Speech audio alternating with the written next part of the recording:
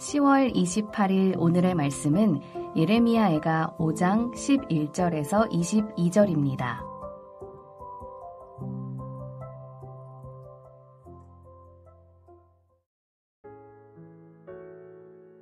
대적들이 시온에서 부녀들을, 유다 각 성읍에서 처녀들을 욕보였나이다. 지도자들은 그들의 손에 매달리고 장로들의 얼굴도 존경을 받지 못하나이다. 청년들이 맷돌을 지며 아이들이 나무를 지다가 엎드러지오며 노인들은 다시 성문에 앉지 못하며 청년들은 다시 노래하지 못하나이다. 우리의 마음에는 기쁨이 그쳤고 우리의 춤은 변하여 슬픔이 되었사오며 우리의 머리에서는 면류관이 떨어졌사오니 오호라 우리의 범죄 때문이니이다. 이러므로 우리의 마음이 피곤하고 이러므로 우리의 눈둘이 어두우며 시온산이 황폐하여 여호가 그 안에서 노나이다. 여호와여 주는 영원히 계시오며 주의 보좌는 대대에 이르나이다. 주께서 어찌하여 우리를 영원히 잊으시오며 우리를 이같이 오래 버리시나이까. 여호와여 우리를 주께로 돌이키소서. 그리하시면 우리가 주께로 돌아가겠사오니 우리의 날들을 다시 새롭게 하사 옛적 같게 하옵소서. 주께서 우리를 아주 버리셨사오며 우리에게 진노하심이 참으로 크시니이다. 안녕하세요. 10월 28일 월요일 말씀 묵상입니다. 오늘은 예레미야 애가 마지막 묵상하는 날입니다. 예레미야 애가는 슬프다라는 탄식으로 시작했습니다. 예루살렘의 멸망 원인은 여호와께 반역했던 죄 때문이었습니다. 여호와께서는 약속대로 반역한 예루살렘을 심판하셨습니다. 예레미야 애가에는 멸망당한 아픔의 경험이 많이 담겨 있죠. 여호와께서 심판으로 보응하셨다는 것은 반대로 말하면 순종에 대한 보응도 반드시 있을 것이라 예상할 수 있게 합니다. 그래서 현재 멸망의 고통 속에 부르짖는 상황은 여호와께 회개로 돌아가야 한다는 것을 깨닫게 합니다. 이스라엘 공동체는 예레미야 애가를 부르며 잘못된 삶의 방향을 하나님께로 돌려야 한다는 것을 알았을 것입니다. 우리가 예레미야 애가 묵상을 하면서 이것을 꼭 기억했으면 좋겠습니다. 잘못된 삶은 하나님께로 돌아서야 한다는 것을 이 예레미야 애가를 통해 우리는 배울 수 있습니다. 오늘날 하나님께서는 하나님께 반역하는 자들을 즉각 벌하시지 않으십니다. 그 이유에 대해 생각해 보면 예루살렘에 대해 오래 참으신 것처럼 오늘날도 오래 참으시기 때문이겠죠. 그러나 심판의 날은 분명히 있습니다. 그날의 의인은 하나님의 영광을 누리게 될 것이고 악인은 징벌을 받을 것입니다. 성경이 분명히 이야기하고 있습니다. 오늘 묵상 본문은 예레미야 애가 5장 11절부터 22절입니다. 11절부터 14절은 샬롬이 없는 현실을 묘사하고 있습니다. 하나님이 떠난 예루살렘 시온에 샬롬이 사라졌습니다. 약한 자들은 물론이고 지도자들도 어른들은 물론이고 아이들까지 젊은이, 노인들도 보호를 받지 못하는 현실입니다. 성도 여러분, 이렇게 보면 아무도 심판 앞에서 자비를 얻지 못함을 알 수 있습니다. 그들은 모두 짓밟히고 매달려 죽고 천대를 받습니다. 힘겨운 노동에 지치고 비틀거립니다. 어른들은 어른 노릇을 못하고 미래가 없는 젊은이들의 입에서는 노래가 그쳤습니다. 매우 우울합니다. 희망이 없고 웃을 일이 없습니다. 살아도 산 것 같지 않은 현실이지요. 예루살렘에 왜 평화가 사라졌는지 기억하시죠?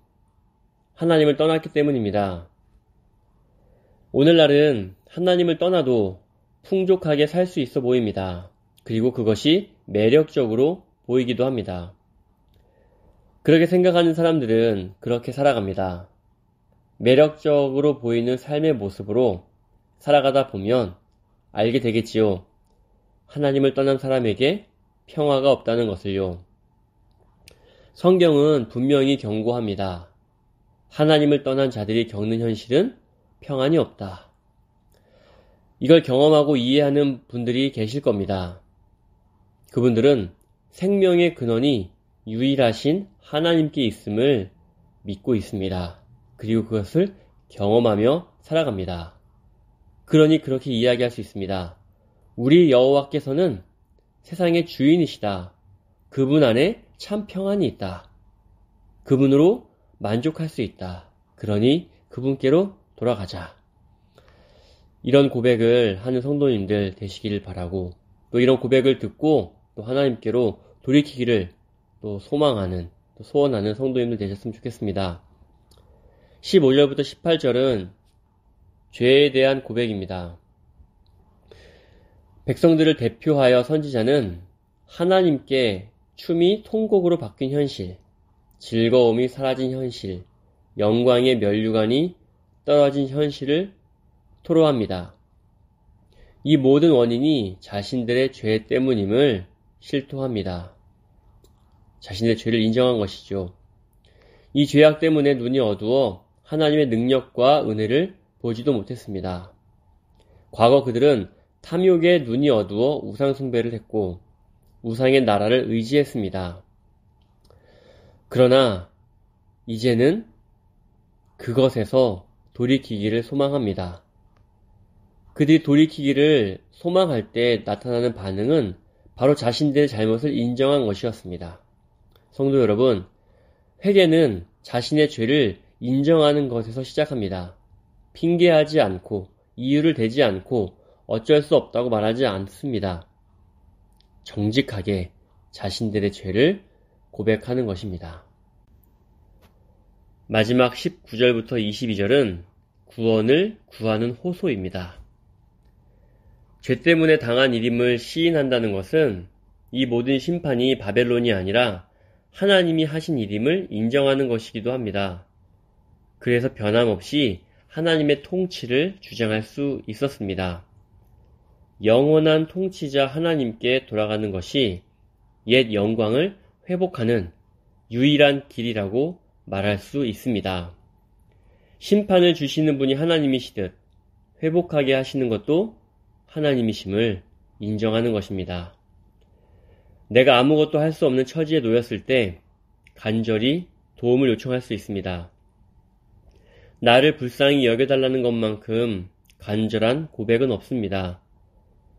내가 하나님께 돌아갈 능력이 없으니 내가 돌아갈 수 있도록 도움을 요청하는 것은 진정한 회개에서 나오는 고백입니다.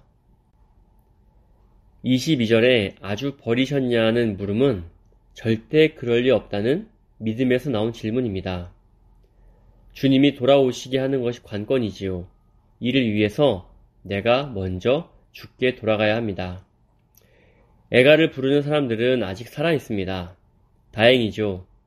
사실 하나님께서 은혜로 살아남게 하신 것입니다.